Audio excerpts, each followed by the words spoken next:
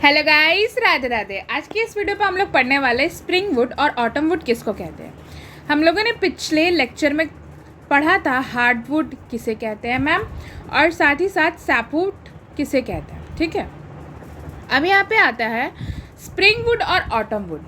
इसको हम लोग एकदम डिटेल में पढ़ेंगे क्योंकि इसमें नीट में बहुत बार क्वेश्चन क्या हुआ है, पूछा जा चुका है। तो आपको हर एक चीज़ इसके बारे में पता होना चाहिए, क्योंकि अगर आपको नहीं पता होगा तो आपको 4 मार्क्स नहीं मिलेंगे, आपके 5 मार्क्स चले जाएंगे। ठीक है, सो पहले मैं स्प्रिंग वुड को डिस्कस करना चाहूँगी। स्प्रिंग वुड जो रहता है वो बेसिकली स्प्रिंग सीजन मैं बताना चाहूँगी कब से कब तक होता, दैट इज़ मार्च से अप्रैल तक का जो महीना होता है, जो बेसिकली समर सीज़न का टाइम होता है, उसी के सीज़न को हम लोग लगभग स्प्रिंग सीज़न बोलते हैं। ठीक है, और जो ऑटम सीजन होता है वो बेसिकली सितंबर से लेकर के अक्टूबर तक का जो मंथ कंसिस्ट करे उसे ऑटम सीज़न कहते हैं, जो कि बेसिकली विंटर सीज़न को डिनोट करने वाला सीज़न होता है। ठीक है, तो पहले हम लोग पढ़ेंगे स्प्रिंग वुड के बारे में। स्प्रिंग वुड को जो वुड बनता है, स्प्रिंग वुड में जो वुड फॉर्म करता है, उस सीज़न को हम लोग अर्ली सीज़न से डिनोट करते हैं। अर्ली सीज़न मतलब पहले आने वाला सीज़न, तो स्प्रिंग सीज़न पहले आता है ऑटम सीज़न से, इसलिए उसको अर्ली सीज़न कहा गया है। अब यहाँ पे है कि इनका जो अक्रेंस है, स्प्रिंग सीज़न का जो अक्रेंस है मैम, वो कौन से मंथ से कौन से मंथ तक का होता है, दैट इज़ मार्च से लेकर के अप्रैल तक का महीना होता है। जब स्प्रिंग सीज़न होते हैं, न्यू फ्लावर्स जो रहते हैं वो क्या करते हैं, अराइज करते हैं, उसको हम लोग स्प्रिंग सीज़न टर्म कहते हैं। यहाँ पे टेम्परेचर कितना रहता है, टेम्परेचर 20 to 25 डिग्री सेल्सियस रहता है। अब यहाँ पे जो इम्पॉर्टेंट पॉइंट है regarding this spring season is enzymes are more active and functional. जब स्प्रिंग सीजन होता है तो जो प्लांट बॉडी में जो पीजीआर रहता है, that is plant growth regulator और प्लांट ग्रोथ हार्मोन्स, वो बहुत ज़्यादा एक्टिव होते हैं। एक्टिव एंड फंक्शनल होगा तो उतना जल्दी ही प्लांट जो रहता है वो क्या करेगा, ग्रोथ शो करेगा। इसीलिए स्प्रिंग सीजन में कैम्बियम जो रहता है वो ज़्यादा एक्टिव रहता है। अब मैम कैम्बियम ज़्यादा एक्टिव है मतलब क्या होता है कि जो ग्रोथ होगा वो जल्दी बढ़ेगा, अच्छी तरीके से बढ़ेगा स्प्रिंग सीजन में। और अगर कैम्बियम एक्टिव है और कैम्बियम एक्टिव ज़्यादा है तो उसमें सेकेंडरी ग्रोथ कितनी ज़्यादा मात्रा में होगी, किस सीज़न में होती है, दैट इज स्प्रिंग सीजन में। स्प्रिंग सीजन में सेकेंडरी ग्रोथ ज़्यादा होती है क्योंकि एंजाइम ज़्यादा एक्टिव रहते हैं। और यहाँ पे कैम्बियम करते क्या है मैम, कैम्बियम जो रहता है वो क्या चीज़ का फॉर्मेशन करते हैं, बिग वेसल्स का फॉर्मेशन करते हैं। बिग वेसल्स का फॉर्मेशन स्प्रिंग सीजन में होता है, ये आप याद रखिएगा, ये नीट में पूछा जा चुका क्वेश्चन है। Broad vessels are formed in the spring season, not in the autumn season. ठीक है, अब हम लोग कंटिन्यू करेंगे लेट सीजन से। जो ऑटम सीजन है वो स्प्रिंग सीजन के बाद आता है, इसीलिए उसको हम लोग क्या कहते हैं, लेट सीजन कहते हैं। ठीक है, ये जो सीजन है वो कब से कब तक रहता है मैम, सितंबर टू दी अक्टूबर, जो कि क्या डिनोशन कर रहा होता है, कौन सा सीजन आने वाला है, दैट इज विंटर सीजन। अब अगर विंटर सीजन है मैम तो टेम्परेचर जो रहेगा वो उतना तो रहेगा नहीं, वो ठंडा वाला ही टेम्परेचर रहेगा। तो जो टेम्परेचर ये कंसिस्टेंट रहते हैं वो 0 डिग्री से लेकर के 5 डिग्री सेल्सियस तक के होते हैं। और ऑटम सीजन में एंजाइम जो रहते हैं वो लेस एक्टिव रहते हैं।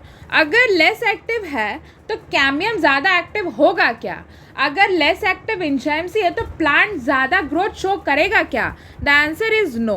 और अगर वो ज़्यादा एक्टिविटी शो नहीं करेंगे तो मतलब सेकेंडरी ग्रोथ उतना नहीं होगा, कैम्बियम इज़ लेस एक्टिव। और अगर कैम्बियम लेस एक्टिव है तो आपका सेकेंडरी ग्रोथ क्या होता है, बहुत कम की मात्रा में होता है या नेग्लिजिबल मात्रा में होता है। ठीक है, और कैम्बियम रिंग जो रहेगा वो क्या करेंगे, छोटे छोटे नैरो टाइप बनेंगे। ठीक है, नैरो एंड स्मॉल वेसल्स का फॉर्मेशन होगा, वो उतने बड़े बड़े वेसल्स का फॉर्मेशन नहीं करेंगे as compare to the spring season cambium vessels.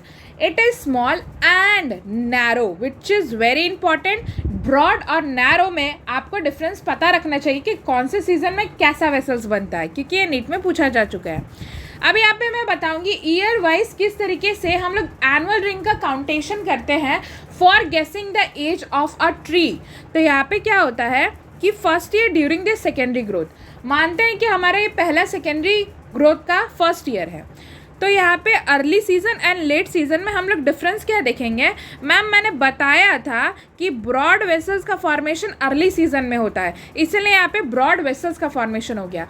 लेकिन ब्रॉड वेसल्स के बाद जो लेट सीजन का जो वेसल्स होगा वो या तो नैरो होगा या तो क्या होगा, स्मॉल वेसल्स होंगे। ठीक है, नैरो एंड स्मॉल वेसल्स का फॉर्मेशन होगा इन द लेट सीजन। अब आप यहाँ पे एक चीज़ देखो कि पहले इस ब्रॉड वेसल्स का फॉर्मेशन हुआ, ब्रॉड वेसल्स का फॉर्मेशन होने के बाद मैम क्या हुआ, नैरो वेसल्स का फॉर्मेशन हुआ। इसी तरीके से alternatively broad vessels and narrow vessels क्या होंगे, अरेंज होते जाएंगे। यहाँ पे ब्रॉड वेसल्स हैं और यहाँ पे नैरो वेसल्स है। ये जो ब्रॉड वेसल्स होते हैं उनमें क्या होता है कि साइटोप्लाज्म उतनी ज़्यादा मात्रा में नहीं होती है। ठीक है, they are less denser and light in colour. तो जो स्प्रिंग सीजन में जो वुड होता है वो क्या होता है, लाइट इन कलर होता है। ठीक है, लेकिन जो ऑटम सीजन में होता है वो मोर डेंस होते हैं। ठीक है, उनमें साइटोप्लाज्म का कंडेंसेशन ज़्यादा होता है, उसमें ज़्यादा मात्रा में ज़्यादा गाढ़ेपन में क्या होता है, क्योंकि एरिया जो रहता है वो स्मॉल हो जाता है, इसीलिए साइटोप्लाज्म जो रहता है वो कुछ ज़्यादा ही आपको डार्क इन कलर दिखता है, जिसके कारण इसमें जो वेसल्स का फॉर्मेशन आप देखोगे वो डार्क इन कलर का होता है। ठीक है, next is second year during the secondary growth. अब सेकेंड ईयर हम लोग विजुअलाइज करेंगे। ये तो पहला ईयर का था ना जो ब्लू वाला मैंने इंडिकेट किया था, ये जो है ये ब्रॉड वेसल्स जो है वो अर्ली सीजन का है और जो नैरो वेसल्स है मैम वो लेट सीजन का है। उसके बाद अगर हम लोग सेकेंड ईयर में आते हैं, जब हम लोग ने फिर से शुरुआत की स्प्रिंग सीजन से, तो यहाँ पे ब्रॉड वेसल्स का फॉर्मेशन होगा और जब लेट सीजन आता है तो यहाँ पे किस तरीके से वेसल्स का फॉर्मेशन होगा, दैट इज नैरो वेसल्स का फॉर्मेशन होगा। इसी तरीके से क्या होंगे, alternate light and dark band बनेंगे। इन्हीं को हम लोग क्या कहते हैं, एनुअल रिंग्स। ठीक है, जो भी रिंग्स का फॉर्मेशन कर रहे हैं in the dark and light colours that are denoted as annual rings, and by counting the light and dark band or the annual ring we can count the age of plant, which is very very important, क्योंकि ये NEET में बहुत बार पूछा जा चुका question है। ठीक है, तो जस्ट हम लोग इन वेसल्स को, इन ब्रॉड वेसल्स को, नैरो वेसल्स को, लाइट रिंग को, लाइट बैंड को, डार्क बैंड को काउंट करके मैम, इन एनुअल रिंग्स को काउंट करके मैम हम लोग उसका एज बता सकते हैं, वो ट्री कितना पुराना होगा। अब मैं बात करूंगी सर्टेन एरियाज़ की, that is temperate area. Temperate area earth के अपर पार्ट, ग्लोब अगर हम लोग देखते हैं ग्लोब में, तो जो अपर रीजन्स होते हैं उनको हम लोग टेम्परेट एरिया बोलते हैं, और जो सनलाइट के एकदम पास रहते हैं उसको ट्रॉपिकल एरिया कहते हैं। ठीक है, तो जो टेम्परेट एरिया रहता है वहाँ पे सीजन जो रहता है वो ईजिली वेरिएबल रहते हैं। सीजन्स क्या रहता है, बहुत ज़्यादा वेरिएबल होते हैं, और अगर सीजन्स वेरिएबल होंगे तो मे भी हम लोग मान सकते हैं कि spring season and autumn season जल्दी जल्दी आते होंगे। ठीक है, और जल्दी जल्दी आते होंगे तो उसमें लाइट एंड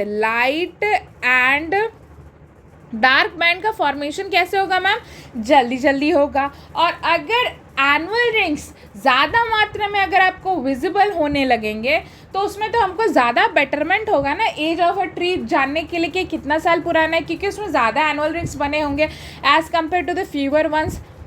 तो ट्रॉपिकल एरिया में होता क्या है कि सीजन्स लेस वेरिएबल होते हैं, और अगर सीजन्स लेस वेरिएबल होते हैं तो वही मार्च अप्रैल में स्प्रिंग सीजन और ऑटम में क्या होगा कि लेट से आने वाला सीजन, दैट इज सितंबर में ना अक्टूबर में, वंस इन अ ईयर।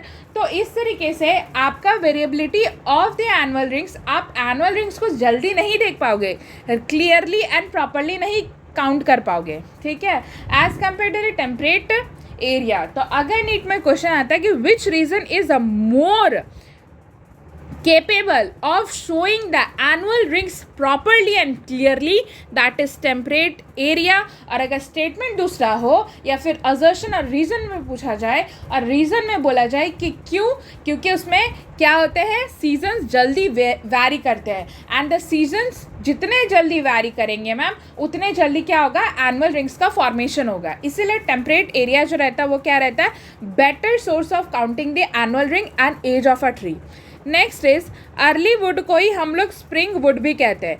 अगर नीट में क्वेश्चन पूछ दे कि अर्ली वुड जो रहते हैं consist of cambium of broad vessels, तो वो क्वेश्चन जो रहता है वो गलत नहीं होगा, वो सही होगा, क्योंकि अर्ली वुड को ही हम लोग स्प्रिंग वुड कहते हैं एंड लेट वुड को ही हम लोग ऑटम वुड बोलते हैं. ठीक है.